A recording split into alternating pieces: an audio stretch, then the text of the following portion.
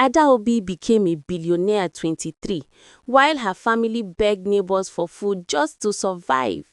She never felt guilty for refusing to help them. They deserved it. After all, they were the same people who turned their backs on her when she needed them the most.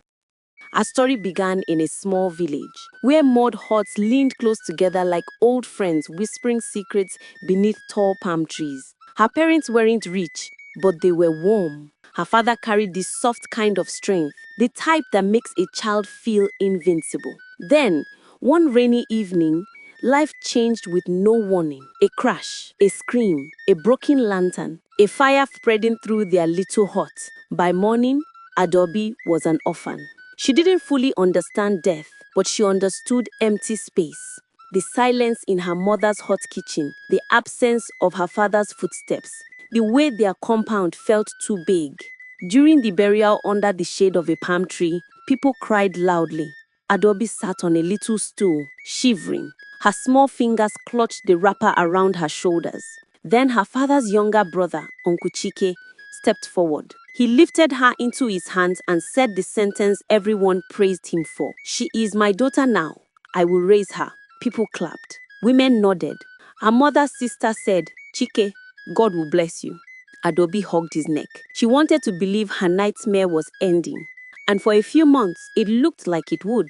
When Adobe moved into their family hut, she felt like she'd stepped into a bigger world. Her uncle's wife, Auntie Nwozi, braided her hair gently. Her cousins, Chiamaka, Ebuka, and Little Kosi, welcomed her like a new friend. She got a small corner in the hut to sleep in, a uniform for school, even a second-hand backpack that Chiamaka had outgrown. She smiled without forcing it. She ate 3 times a day. She wasn't shouted at. She wasn't stared at with pity. For a moment, she thought, God didn't leave me completely alone.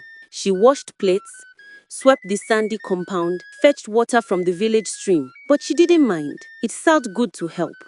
Her uncle would pat her head sometimes and say, "Adobe, you are a good girl." She carried that compliment like treasure. But life has a way of turning soft hands into fists. The change came slowly. It started with murmurs. Auntie Ngozi became quieter. Her husband came home later than usual. The laughter around the hut at dinner time faded. Then one morning, she overheard them fighting. "I told you that business was shaky before. You didn't tell me it was this bad.